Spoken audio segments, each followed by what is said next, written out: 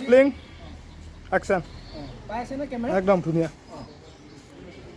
দাদা তোমালোকৰ ইয়াত যি ঘটনা ঘটিলে সেই ঘটনাটো আচলতে ৰিয়েল লাইফৰ ঘটনা নে বা ৰিয়েল লাইফৰ ঘটনা সেইটো বিষয়ে আপুনি অকণ বুজাই পেলাই কওক আমাৰ দৰ্শকসকলক মানে সেই যিজন ব্যক্তিয়ে ঘৈণীয়েকক ইয়াত আনিছিলে অনাৰ পাছত আকৌ ঘৈণীয়েকজনীয়ে চাদৰ মেখেলা পিন্ধি মেলি যেতিয়া ঘৰত থাকিলে তাৰপিছৰ কথা বুজাই পেলাই কওক আমাৰ দৰ্শক দাদা ইয়াত যিটো ঘটনা ঘটিছে সেই ঘটনাটোতো আপুনি ধুনীয়াকৈ উপলব্ধ আছে এখন হ'ল এখন ন্যায়ালয় আমাৰ কেমেৰা পাৰ্চনক মই দেখাবলৈ অনুৰোধ কৰিছোঁ যিখন ন্যায়ালয়ত আছোঁ দেখিলে এইখন ন্যায়ালয়ৰ ভিতৰতে যিটো ঘটনা ঘটি আছে সেই ঘটনাটোৰ বিষয়ে আমাৰ মাজত আজি এই উপস্থিত থকা দাদাজনে খুব ধুনীয়াকৈ বুজাই পেলাই ক'ব আপোনালোকে চাই থাকক আমাৰ নিউজটো কওক দাদা মই সঁচা কথাটো ক'ম নে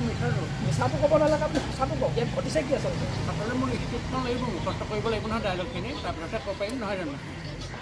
নহয় দাদা আপুনি সেইটো বুজা নাই এইখন যিখন ন্যায়ালয় এখন ন্যায়ালয় হয়নে এখন ন্যায়ালয় এক মিনিট ৰ'বচোন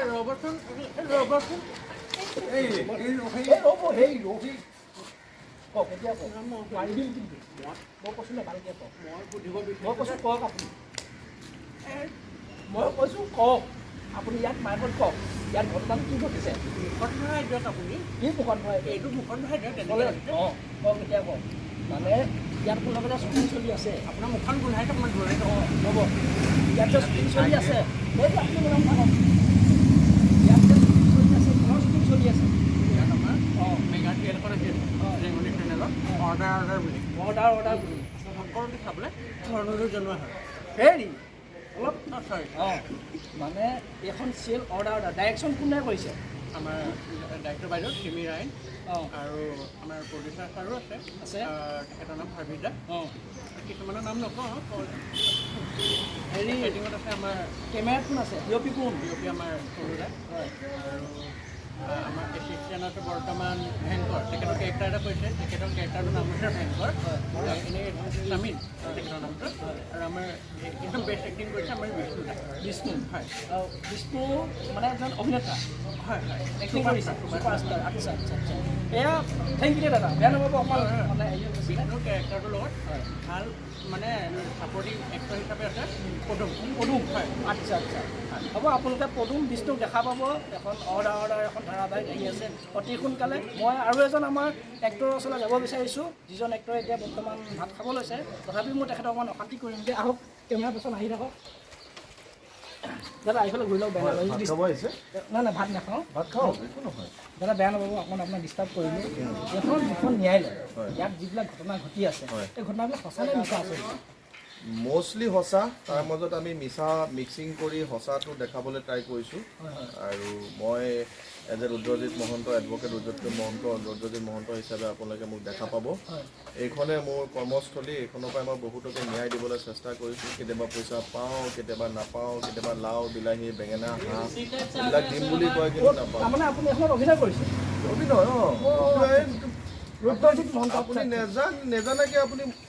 চৰি মানে কথাটো হ'ল এইখনৰ যিটো মানে এখন ধাৰাবাহিক তাৰমানে অৰ্ডাৰ এখন মেগা চিৰিয়েল